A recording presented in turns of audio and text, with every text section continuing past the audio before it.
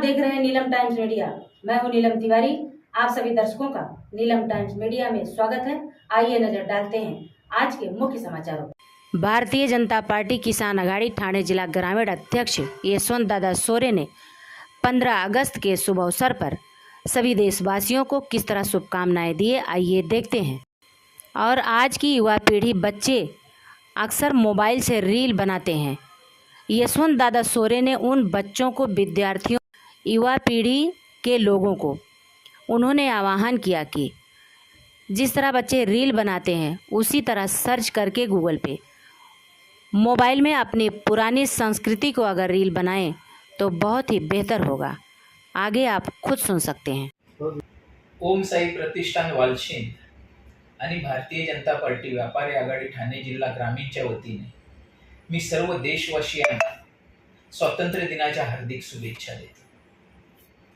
खरोखरच उद्याचा दिवस म्हणजे सर्व देशवासियांसाठी एक आनंदाची पर्वणी आहे।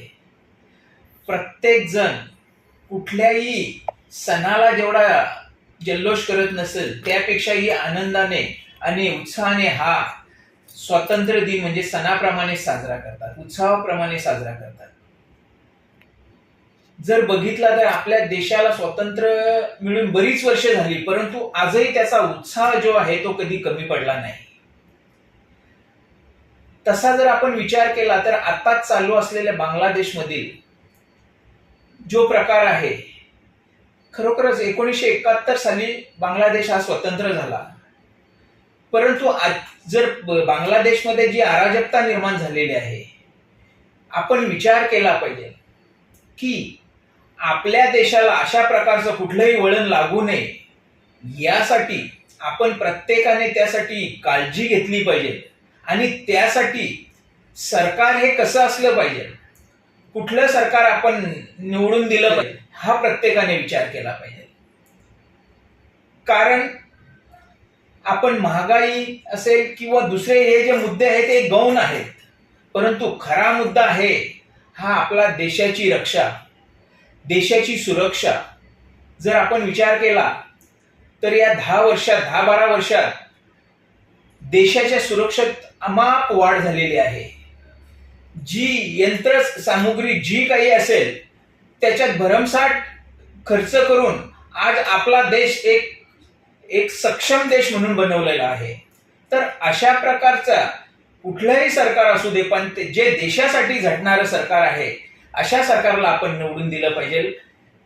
त्याचप्रमाणे जर आपण आपल्या देशाचा विचार केला तर आपल्या देशात आज जर आपण बघतो की सगळी जी तरुण पिढी आहे ती रील्स किंवा अशा वायफल कुठल्या तरी कामांच्या मागे लागून आपला वेळ व्यर्थ घालवत आहे।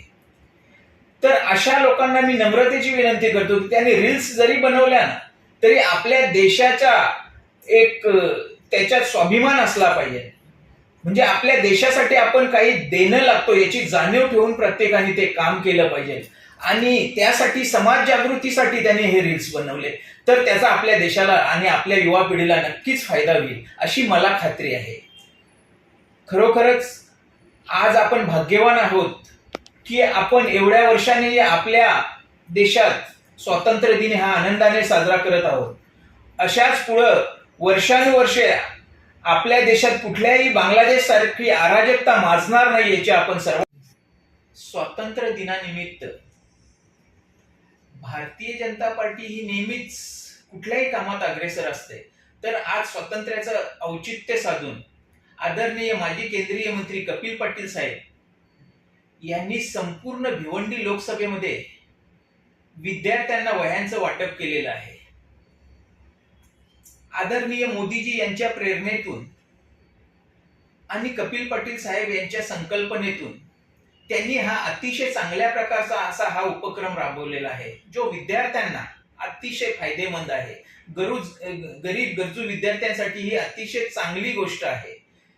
तर जर विचार केला तर केंद्रीय मंत्री हे लोकसभेला यांचा पराभव झालेला आहे, परंतु ते पराभवाने खचून न जाता म्हणजे म्हणतात ना की भारतीय जनता पार्टी म्हणजे विकास आणि विकास म्हणजे भारतीय जनता पार्टी, हे एक ब्रीदवाक्यच तयार झालेलं आहे. आणि अशा प्रकारचा कुठलाही कार्यक्रम कपिल पाटील जरी पराभूत झाले तरी ते समाजसेवेसाठी सतत तत्पर आहेत. त्याचंच हे उदाहरण आहे की त्यांनी अतिशय चांगल्या प्रकारचा असा हा उपक्रम केलेला आहे. वाखाणण्याजोगं असं हे काम आहे आणि हे काम या ठाणे जिल्ह्यात फक्त आणि फक्त कपिल पाटील साहेबच करू शकतात अशी मला खात्री आहे. आणि पराभवाने खचून न जाता नव्या उमेदीने ते कामाला लागलेले आहेत. अशा प्रकारच्या नेत्याची, अशा प्रकारच्या मंत्र्यांची, अशा प्रकारच्या खासदारांची आपल्याला गरज आहे. भिवंडी लोकसभेला तर नक्कीच गरज आहे. स्वातंत्र्य दिनानिमित्त आपले देशाचे लाडके आदरणीय पंतप्रधान नरेंद्रजी मोदी साहेबांनी हर घर तिरंगा घर घर तिरंगा अशा प्रकारचं एक संकल्पना तयार केलेली आहे. आणि त्या माध्यमातून प्रत्येक जणाने आपल्या घरावर तिरंगा लावून त्याची सेल्फी काढून ते फोटो अपलोड करायचे आहेत. म्हणजे आपण त्या तिरंग्यासोबत सेल्फी काढताना आपल्याला एक अभिमान आहे. म्हणजे देशाप्रती आपल्याला अभिमान तयार व्हावा हा उद्देश त्यामागे आहे. देशभक्ती माणसाच्या नसानसात निर्माण व्हावी या उद्देशाने नरेंद्रजी मोदी साहेब यांनी जी संकल्पना केलेली आहे ती खरोखरच अतिशय चांगल्या प्रकारची आहे. त्यामुळे प्रत्येकाच्या मनात, लहानच मोठ्यांच्याच नाही तर लहान मुलांच्या किंवा म्हाताऱ्या माणसांच्याही मनात देशाच्या तिरंग्याबद्दल एक अभिमान तयार होईल आणि आपण देशासाठी काहीतरी केलं पाहिजे ही जाणीव प्रत्येकाच्या मनात तयार होईल. हा त्या मागचा उद्देश आहे. तर अतिशय चांगल्या प्रकारची ही संकल्पना आहे. त्यामुळे प्रत्येकाने घराघरावर तिरंगा हा लावावा असे मी आपणास आवाहन करतो. आणि पुन्हा एकदा मी आपणा सर्वांना स्वातंत्र्य दिनाच्या हार्दिक शुभेच्छा देतो. जय हिंद, जय महाराष्ट्र. स्वातंत्र्य दिनानिमित्त भारतीय जनता पार्टी ही नेहमीच कुठल्याही कामात अग्रेसर असते.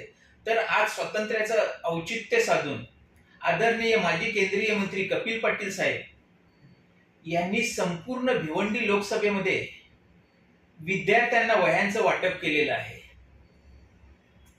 आदरणीय मोदीजी यांच्या प्रेरणेतून आणि कपिल पाटील साहेब यांच्या संकल्पनेतून त्यांनी हा अतिशय चांगल्या प्रकारचा असा हा उपक्रम राबवलेला आहे जो विद्यार्थ्यांना अतिशय फायदेमंद आहे. गरीब गरजू विद्यार्थ्यांसाठी ही अतिशय चांगली गोष्ट आहे.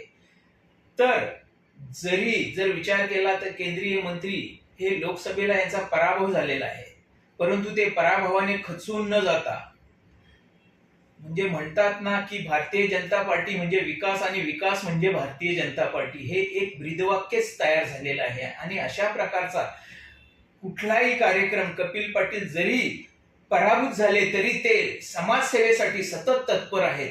त्याचंच हे उदाहरण आहे की त्यांनी अतिशय चांगल्या प्रकारचा असा हा उपक्रम केलेला आहे. वाखाणण्याजोगं असं हे काम आहे. आणि हे काम या ठाणे जिल्ह्यात फक्त आणि फक्त कपिल पाटील साहेबच करू शकतात अशी मला खात्री आहे.